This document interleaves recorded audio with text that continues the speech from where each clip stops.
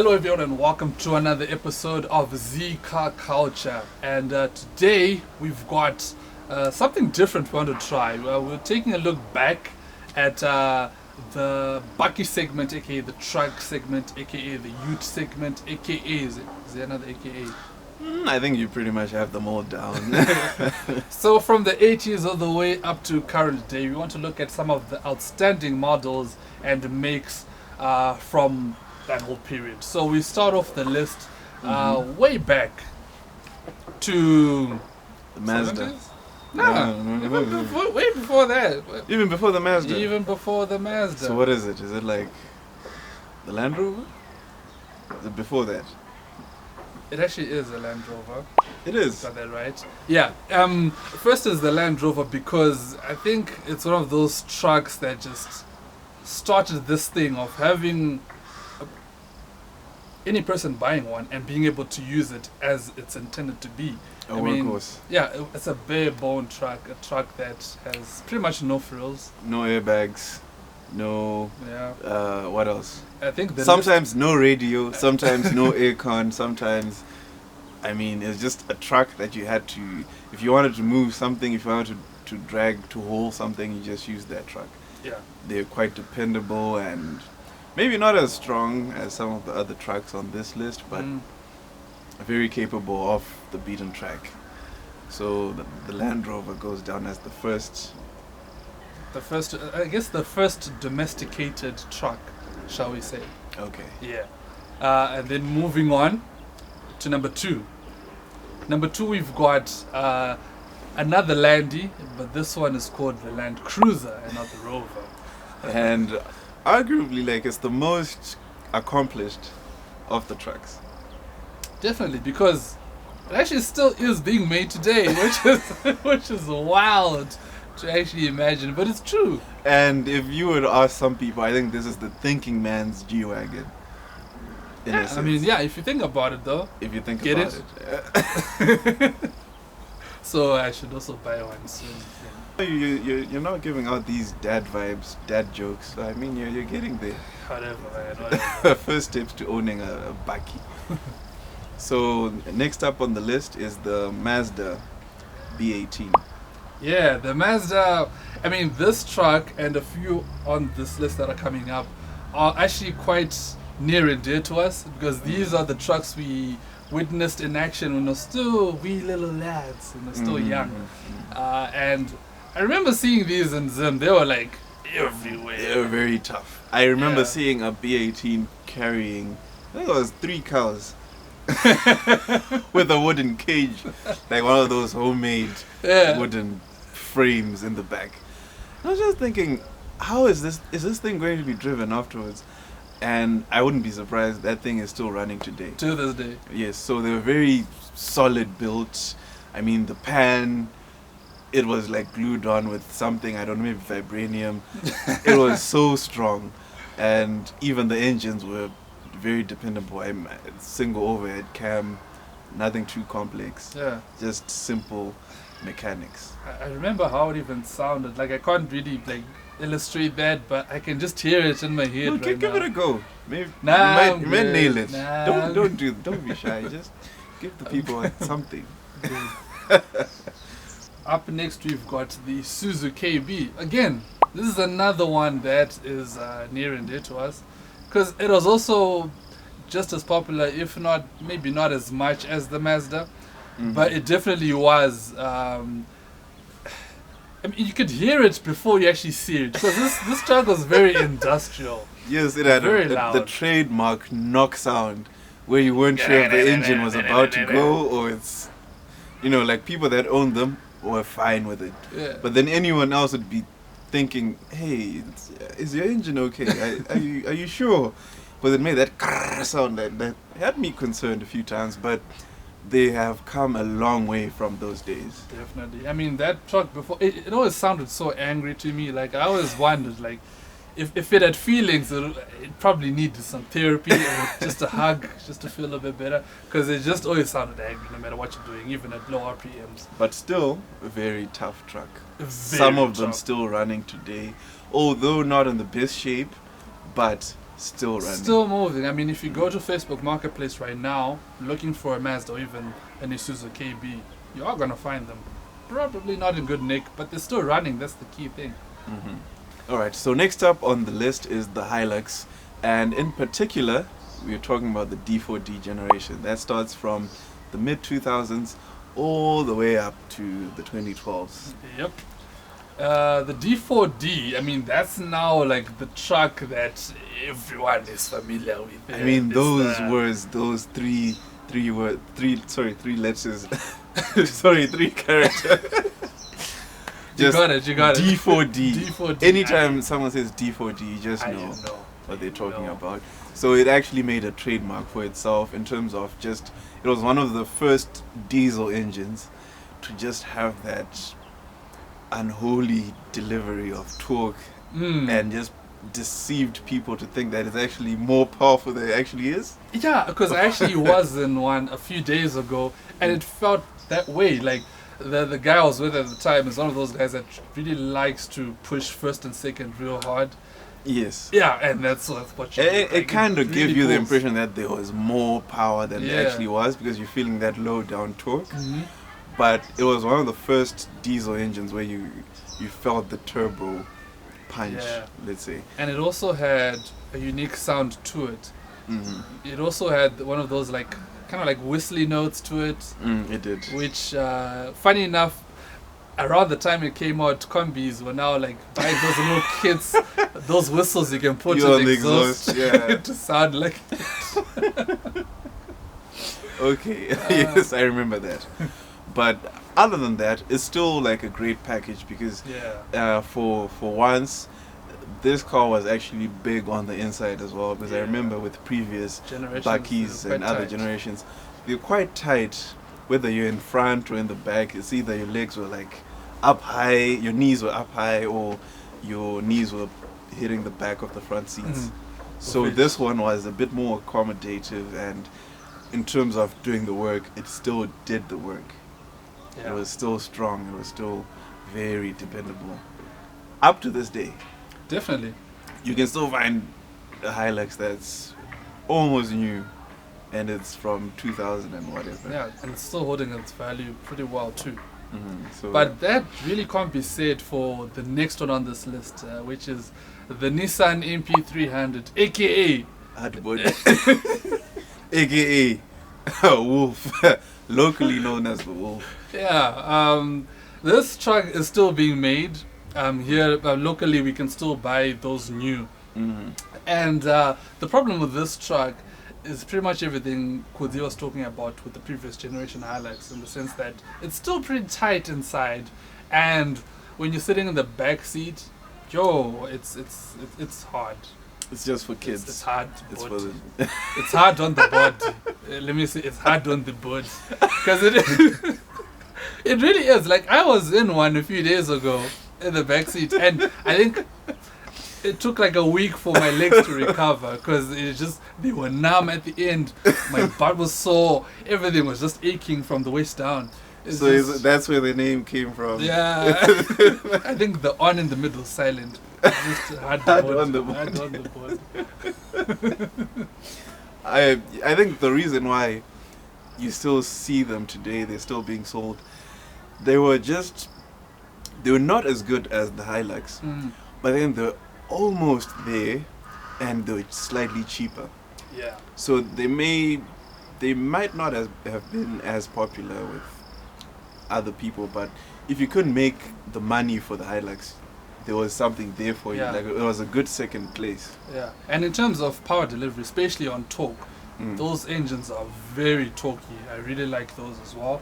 You can find similar engines in the smaller model, which is the MP200, which is something ridiculous to have something as powerful as that in a small front-wheel drive truck. It's insane. But it's not as... Is it as powerful as the MP300? It's not as powerful, but it does come close. But I think they had to make that engine torqueier or faster so that it wouldn't be as hard on the you can at least get to your destination quicker and in less pain than if you arrived a little bit later. Right, next on the list, we've got, what do we have? we have the Nissan Navara. This is it the successor to the MP300? Or is it Oh, a yes and derivative? no. Because the thing is, the MP300 was still running parallel during the time that the Navara came out. But the Navara was more of a response to the success of the Hilux, or to try and upscale the MP300. Very simple, yeah. Straightforward. I got that immediately. But then the thing is, it couldn't really compete with the Hilux when it came to being like a rugged, tough truck. So it often got accused of being like a city boy. Yeah, because even now trying to find like a decent used Navara, it's few and far between. A lot of them are now falling apart. Like it's horrendous. The bodywork is all just tattered, and even the interior bits are just they're not doing well. So in terms of competing with Alexis, I don't think they're pretty much in the same league anymore. I feel like They're not. it's The only thing that the Navara had going for it was the V6 engine, the 3-liter V6. Yeah. I mean, it was the most powerful Bakkie in this region at that time for a very long time. But then, other than that, I would steer clear. Yeah, you don't want to do Navara now.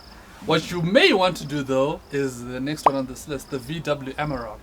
Now, when this came out, this was a very special truck, and I think it still is. It's a very special truck because it approached the Bakkie segment in a totally different way.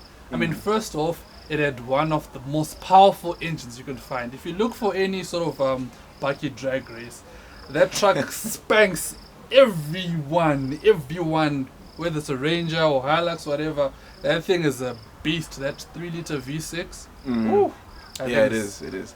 But if you're not really up for the V6, there was also like the 2-liter twin turbo diesel engine from the Golf.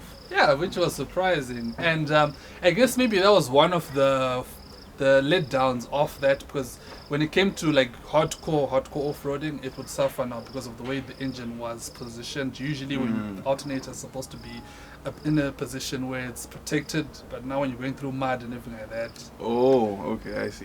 All right. But it's definitely worth a mention because that truck is both comfortable, spacious, and fast. Very fast. Up next on the list, we have the Ford Ranger from 2012 going onwards. And this truck was really impressive as a competitor to the segment that was dominated for years by the Hilux. It offered a very good it's a good alternative to what the Hilux was. And the engine that came out as the flagship for the earlier years was just atomic. The 3.2 5-cylinder diesel. I remember getting overtaken by that car, and I was thinking, wait, is that right? It just had this because of the sound sense that of urgency. Yeah, it's different. It's different, and it was a bit more comfortable than the Hilux, because the Hilux tended to be a bit more firm and So Ford really did put some elbow grease into this one, but it still had flaws when it came to reliability. Yeah, that was always its Achilles heel. But I always liked, for me, the Ranger, it looks, for one, nailed it. It looks tough, loved it. And in terms of performance too, off-roading or on-road, it really gave the Hilux a good run for its money. In some cases, in some test battles between the two, it won. So yeah, it's definitely up there with the greats.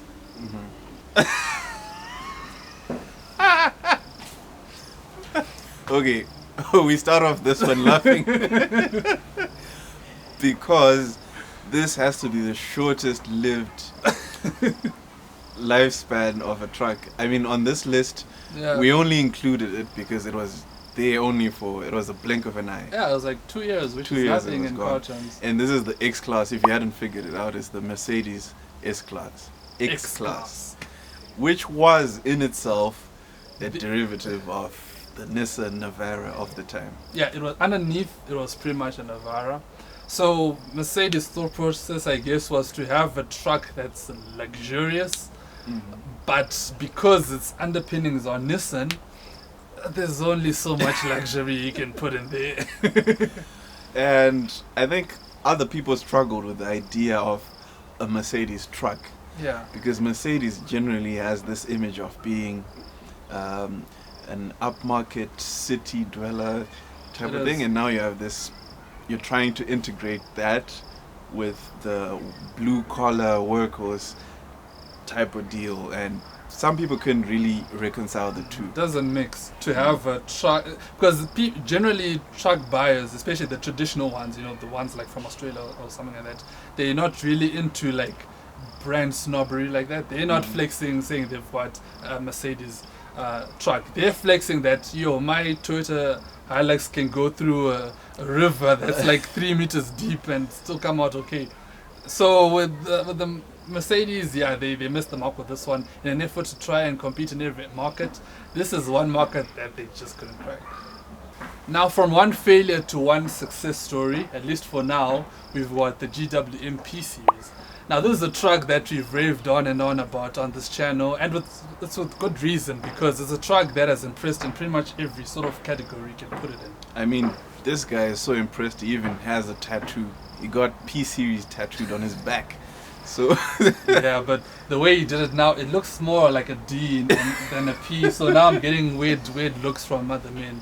But regardless, it's a good truck. Yeah. I mean, we were so impressed by how the Chinese manufacturer has come a long way from the days when they used to make trucks that almost fell apart in the same way that the Navara does. Only in a shorter space of time. Only in a shorter space of time, which leads us to believe that in the next decade or so, you might actually be seeing P series all around you. Yeah.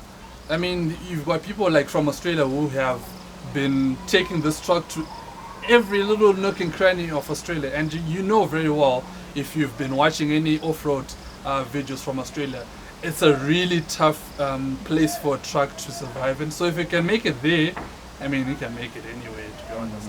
So, but then again, we still need to see over a course of many years if we can still hold up as well as it's doing right now. Well, that's definitely true. But even further from that, it does come with a better package compared to other trucks. We include the Ranger in there, we include the Hilux, because this thing comes with so much features just on the inside.